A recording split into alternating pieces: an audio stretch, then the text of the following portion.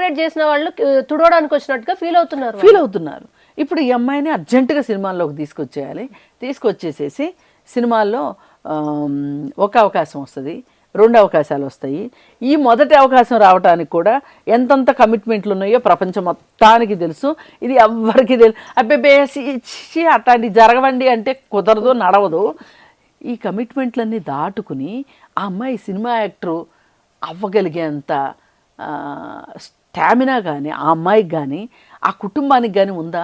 కాదమ్మా, అసలు అందంగా ఉంటే ఖచ్చితంగా సినిమా యాక్టర్ అవ్వాలని ఏంటి? ఇవాళ హీరోయిన్ల కన్నా వీధికి ఒక గృహిణి చాలా అందంగా ఉంటుంది. అవును, వాళ్ళందరూ అందంగా ఉన్నాం కనుక నేను సాధారణ గృహిణిలాగా ఉండలేను, నేను జాబ్ చేయలేను, నేను హీరోయిన్ అయిపోతానంటే ఎట్లా కుదురుతుంది? ఇప్పుడు ఎప్పుడో వాన పడిద్ది కదా అని చెంబులో నీళ్ళు బారబోసుకుంటారా? ఇప్పుడు వాళ్ళ వృత్తి ఏంటి? ఆ పూసలు అమ్ముకోవాలి, ఆ డబ్బులు రావాలి, దాన్ని మళ్ళీ పెట్టుబడిగా పెట్టి చేసుకోవాలి. అంటే నా ఉద్దేశం పూసలు అమ్ముకునే వాళ్ళలాగా ఉండమని కాదు. వాళ్ళల్లో ఎవరైనా చదువుకుని ఉద్యోగాల్లోకి వస్తే అది వేరే విషయం. ఈ పూసలు అమ్ముకునే అమ్మాయి నేనేంటి పూసలు అమ్ముకోవటం, నేను సినిమా ఇండస్ట్రీలో నా అదృష్టాన్ని పరీక్షించుకుంటాను వస్తే అది ఆ అమ్మాయి ఇష్టం. కానీ మీరెవరు చెప్పటానికి? అందానికి అంతిమ లక్ష్యం హీరోయిన్ అవ్వడమే అనేటట్టుగా ఉంది ఇప్పుడు. పైగా అందము అంటే వీళ్ళ దృష్టిలో సినిమా వాళ్ళు అవ్వడమే, అంతేగాని సినిమా యాక్టర్ అవ్వడానికి అందంగా ఉండటం ఒకటే కాదు కదా, నటించడం కూడా రావాలి కదా, పర్ఫార్మెన్స్ రావాలి కదా. అవి అక్కర్లా వీళ్ళకి. అంటే చూడండి ప్రజలు ఎలా ఉన్నారో, ప్రజల మనస్తత్వం ఎలా ఉందో, సినిమా ఇండస్ట్రీ ఎలా ఉందో, ఈ ఇద్దరికి ఎంత బాగా జోడీ కుదిరిందో చూడండి. సినిమా వాళ్ళకి కూడా ఏంటి, అందంగా అమ్మాయి ఉంది అంటే అందాన్ని చూపించడమే, నటన కాదు అక్కడ చూపించాల్సింది, అందం చూపించాలి. అందం చూపించేసేసి ఒక గ్లామర్ తీసుకొచ్చేసేసి చూపించేసేసి మార్కెటింగ్ వస్తువు. అంటే స్త్రీని మీరు ఏ ఆబ్జెక్ట్తో చూస్తున్నారు? ఒక అలంకరణ వస్తువుగా చూస్తున్నారు మీరు కదా. అలంకరణ వస్తువుగా చూస్తే తప్పితే మీకు ఇలాంటి ఆలోచన వచ్చే అవకాశం లేదు.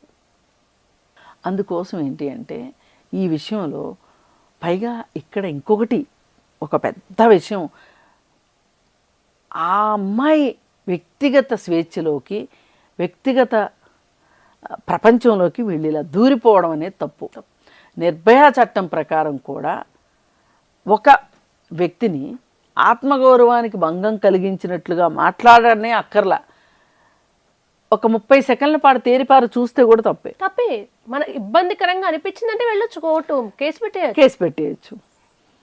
మరి ఇన్ని చట్టాలు ఉండగా జర్నలిస్టులు అనే వాళ్ళకి మామూలు మనుషుల మీద కొంచెం వాళ్ళు తోపులే కదా.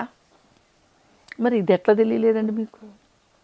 మళ్ళీ అమ్మాయిలు ఎంత గొప్ప వ్యక్తిత్వం అంటే, ఇప్పుడు సోకాలు చదువుకుని బిజినెస్ మెన్ ఫ్రీగా ఎవరి దగ్గర డబ్బులు నొక్కుదామా, వాళ్ళ దగ్గర అంత ఉంది వాళ్ళని తీసేసుకుందాం అనుకుంటుంటే ఆమె అంతే పేదరికంలో డబ్బులు ఆఫర్ చేస్తుంటే ఆమె చాలా ఆత్మాభిమానంతో రిజెక్ట్ చేస్తోంది.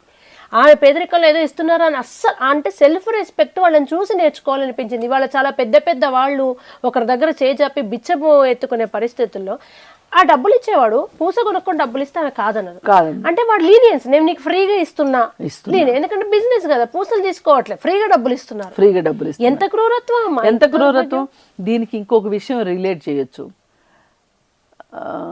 చెంచల అని, మాతా చెంచల అని ఈ కుంభమేళాలో ఒక మహిళ బాగా ట్రోల్ కాదు వైరల్ అవుతుంది.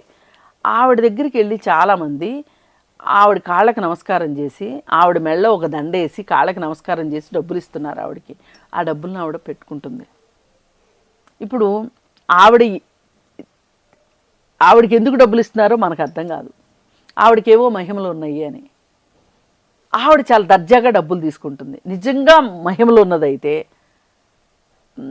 ఫ్రీగా దీవెనలు ఇవ్వచ్చుగా, ఎందుకు డబ్బులు తీసుకోవాలి? ఆమె ఒక వ్యాపారం చేసేస్తుంది అక్కడ.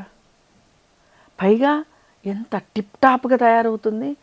ఆమె డ్రెస్సింగ్ విధానము, ఆమె మేకప్, ఆమె లిప్స్టిక్, ఆవిడ నెయిల్ పాలిషు, ఇవన్నీ చూస్తుంటే ఇవన్నీ చేసుకునేవాళ్ళు అసలు నిజంగా మహిమలు ఉంటాయా వాళ్ళకి?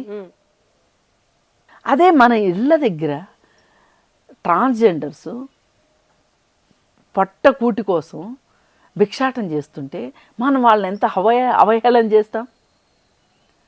ఇప్పుడు ఆ మాతా చెంచలకి ఎందుకు అంత ఇవ్వాలి, అంత ప్రిఫరెన్స్ దేనికి? ఆమె హావభావాలు అవన్నీ చూస్తూ ఉంటే నాకైతే ఆమె చాలా డూప్లికేట్ అనిపిస్తుంది. మళ్ళీ ఆవిడకి తలకు మసాజ్ చేసేవాడు ఒకడు, కాళ్ళు పట్టేవాడు ఒకడు.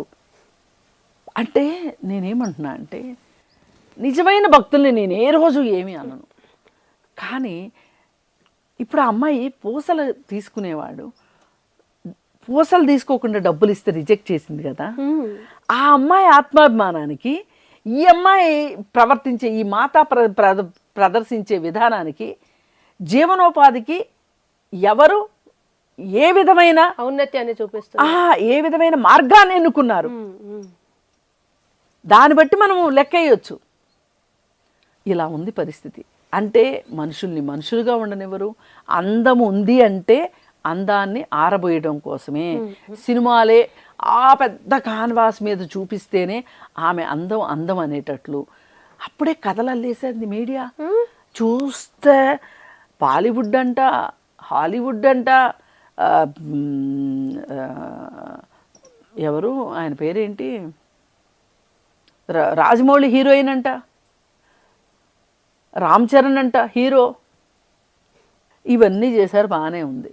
ఇంత చేసి నిన్న ఆవిడికి ఎట్లా కొట్లా మాయ చేసి ఆమెకు మేకప్ టెస్ట్ కూడా చేశారు, మేకప్ వేశారు, హెయిర్ మేకప్ చేస్తే ఆ సున్నితత్వం, ఆ అమాయకత్వం, సహజత్వం మొత్తం పోయింది. మొత్తం మంచి వాళ్ళని చెడగొట్టడం ఎలా అనేది వీళ్ళకే బాగా తెలుసు, వీళ్ళకే బాగా తెలుసు. రేపొద్దున అమ్మాయి ఇండస్ట్రీలోకి వచ్చి నిలదొక్కుకోలేక ఒక సినిమాతో త్రిశంకు స్వర్గం అమ్మా, ఇది త్రిశంకు స్వర్గం చూపిస్తున్నారు ఆ అమ్మాయికి. ఆ అమ్మాయి నిభాయించుకోలేక చివరికి ఇక వాళ్ళకి మిగిలేదేంటి, వ్యభిచారం. ఇలా సినిమాల కోసం వెళ్ళిన వాళ్ళు ఎంతమంది వ్యభిచార కోపాలు తేలట్లేదు. రేపు ఆ అమ్మాయికి కూడా అదే గతి పట్టిస్తారు. పైగా ఆ అమ్మాయికి ఏమన్నా కుటుంబానికి ఒక గట్టి కుటుంబం ఉందా, అది కూడా లేదు.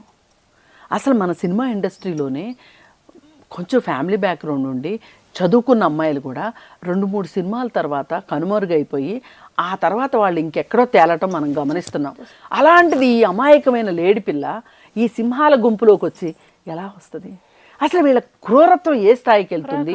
పైగా నువ్వు అక్కడ జరుగుతున్న కార్యక్రమం ఏంటి, చేస్తున్న పని ఏంటి? Public property. అమ్మ అందంగా ఉంటే ఆమె వ్యక్తిగతంగా కాదు, రండి సినిమాల్లోకి వస్తే మేము అందరం చూసి ఆస్వాదిస్తాం రండి, అది ఏంటంటే దీన్ని బట్టి సినిమా ఇండస్ట్రీ అందానికి ఇచ్చే ప్రాధాన్యత నటనకి ఇవ్వట్లేదు అనేది తేటతెల్లమైపోయింది.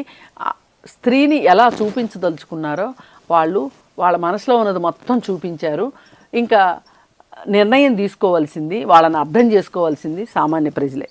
Thank you so much. Thank you.